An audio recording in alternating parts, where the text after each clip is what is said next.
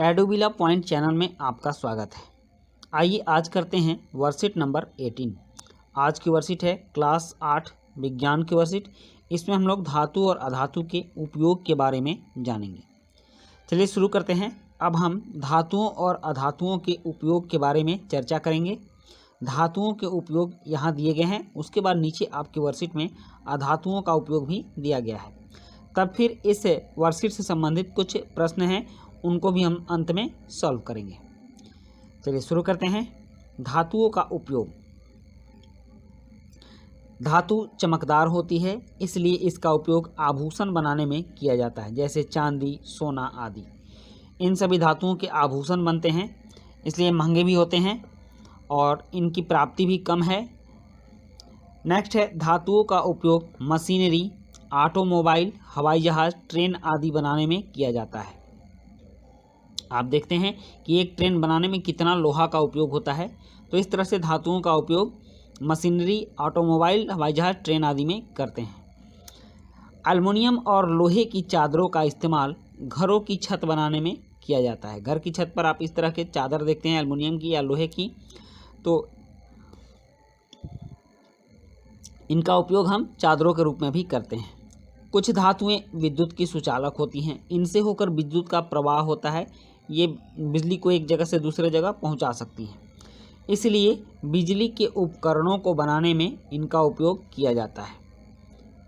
उसके बाद है धातुएं ऊष्मा की सुचालक भी होती हैं। ऊष्मा मतलब गर्मी का। अगर धातु होगी, इतनी बड़ी अगर धातु है, आपकी कोई पाइप है मान लीजिए धातु की, इसके इस सिरा को गर्म करेंगे तो यह सिरा भी गर्म हो जाएगा। तो ये ऊष्मा की सुचालक है, गर्मी इसमें चलते रहती, इधर से इधर आते रहेगी। इसलिए इनका उपयोग खाना पकाने के बर्तनों को बनाने के लिए किया जाता है, जैसे लोहा, कॉपर और एल्युमिनियम। इनका उपयोग बर्तनों के रूप में होता है। आप यहाँ देख सकते हैं कि यह ऊष्मा की अच्छी सुचालक होती हैं, जिसकी वजह से खाना इसमें जल्दी पकता है। एक और धातु है जो नॉर्मल टेम्परेचर पर तरल अवस्था में रहती है, द्रव अवस्था में रहती है, और इस धातु का उपयोग हम लोग थर्मामीटर में करते हैं। यह मरकरी कहलाती है, पारा कहलाती है, पारा। तो इसका उपयोग हम थर्मामीटर में करते हैं। यह थोड़ी सी गर्मी पाकर ही फैलने लगती है, इसका आयतन बढ़ने लगता है, जिससे गर्मी मापने के काम में, तापमान मापने के काम में हम इसका उपयोग करते हैं। यह एक तापमापी यंत्र है, इसका नाम थर्मामीटर है। उसके बाद है अधातुओं का उपयोग। कार्बन एक अधातु है जो सभी जीवों और उनके उत्पाद में मौजूद है। ये कार्बन है और कार्बन सभी जीवों में मिलती है और जीवों से जो उत्पाद बनते हैं उसमें मिलती है। पेंसिल में भी कार्बन का उपयोग होता है। ये जो पेंसिल का जो नुकीला भाग देख रहे हैं, ये ग्रेफाइट है और कार्बन का ही एक रूप है। इसमें धातुओं जैसी चमक होती है, एक अपवाद है, और यह विद्युत की सुचालक भी होती है। यह भी एक अपवाद है। सारी अधातुएं विद्युत की सुचालक नहीं होती हैं। कार्बन का उपयोग पेंसिल, कोयला, बैटरी आदि में किया जाता है। उसके बाद है फास्फोरस। फास्फोरस माचिस, पटाखे, जर्मिसाइड और विस्फोटकों में इसका उपयोग होता है। आपने माचिस देखा है, और माचिस को रगड़ने से आग लग जाती है, तो ये इसमें फास्फोरस, लाल फास्फोरस का उपयोग होता है माचिस बनाने में। उसके बाद सल्फर है। सल्फर दवा, बारूद और एसिड को बनाने में सल्फर का प्रयोग करते हैं। कुछ देखिए, ये जो पटाखे हैं, पटाखे सल्फर से बनते हैं, दवा भी कुछ सल्फर से बनते हैं। उसके बाद नाइट्रोजन है। नाइट्रोजन उर्वरक एवं कीटनाशक का उपयोग नाइट्रोजन से होता है। खेतों में उर्वरक के रूप में हम नाइट्रोजन का प्रयोग करते हैं। यूरिया खाद जो आप देखते हैं, यह पूर्णतः नाइट्रोजन ही होता है। उसके बाद है आयोडीन। आयोडीन का उपयोग हम लोग एंटीसेप्टिक दवाओं को बनाने में और औषधीय उद्देश्य के लिए उपयोग किया जाता है। नेक्स्ट है ऑक्सीजन। ऑक्सीजन गैस है और सांस लेने और ईंधन को जलाने में, दहन के लिए आवश्यक है। बिना ऑक्सीजन के कोई भी दहन नहीं हो सकती है, इसलिए ऑक्सीजन की आवश्यकता दहन के लिए बहुत ही आवश्यक है। यह निहायत जरूरी है। क्लोरीन का उपयोग, यह जल शोधन, पानी को साफ करने में क्लोरीन का उपयोग किया जाता है। गंदे पानी में क्लोरीन डाल देने से पानी साफ हो जाता है। तो इस तरह से हमने आज की वर्कशीट में धातुओं और अधातुओं के कुछ उपयोग को जाना।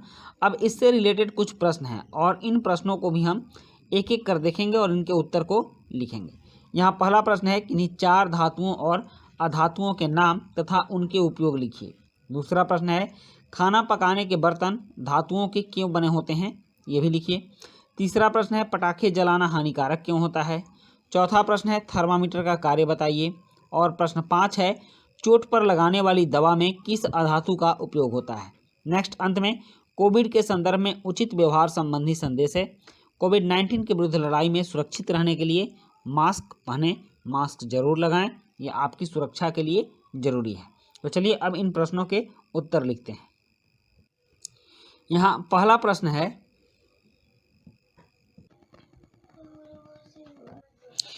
प्रश्न है किन्हीं 4 धातुओं और अधातुओं के नाम तथा उनके उपयोग लिखिए। तो इसमें 4 धातुओं के नाम और उपयोग निम्नलिखित हैं। सोना, आभूषण बनते हैं। लोहा, इससे भारी मशीनरी, ऑटोमोबाइल इत्यादि बनाए जाते हैं। एल्युमिनियम का उपयोग घर की छत बनाने में किया जाता है। और तांबा, बिजली के तार बनाने में तांबा का उपयोग होता है। उसके बाद है 4 अधातुओं के नाम तथा उनके उपयोग निम्नलिखित हैं। कार्बन का उपयोग कोयला, बैटरी आदि में किया जाता है। दूसरा है आयोडीन का उपयोग एंटीसेप्टिक दवाओं को बनाने के लिए किया जाता है। और प्रश्न तीसरा है ऑक्सीजन का उपयोग सांस लेने और ईंधन को जलाने के लिए इसका उपयोग करते हैं। चौथा है जल शोधन प्रक्रिया में क्लोरीन का उपयोग करते हैं। तो इस तरह से 4 धातु और 4 अधातु के नाम और उपयोग हमने लिख लिए। प्रश्न 2 है खाना पकाने के बर्तन धातुओं के क्यों बने होते हैं। तो इसका उत्तर है धातुएं ऊष्मा की सुचालक होती हैं, इसलिए इनका उपयोग खाना पकाने के बर्तनों में किया जाता है। प्रश्न 3 है पटाखे जलाना हानिकारक क्यों होता है। इसका उत्तर है पटाखों से हाथ जलने का डर होता है तथा यह बहुत बड़ी मात्रा में हानिकारक पदार्थों का उत्सर्जन करता है, जिससे हमारे पर्यावरण को क्षति पहुंचती है। इसलिए पटाखे जलाना, यहाँ जलाना होगा, आप जलाना लिखेंगे, हानिकारक है। और प्रश्न 4 है थर्मामीटर का कार्य बताइए। तो थर्मामीटर शरीर के तापमान को मापने के काम में आता है। प्रश्न 5 चोट पर लगाने वाली दवा में किस अधातु का उपयोग होता है। तो इसका उत्तर है चोट पर लगाने वाली दवा में आयोडीन का उपयोग एंटीसेप्टिक के रूप में होता है। तो बच्चों ये थी आपकी वर्कशीट और आपने पूरी वर्कशीट कंप्लीट की, इसके लिए धन्यवाद। मिलते हैं हम लोग नेक्स्ट वर्कशीट में। Thank you.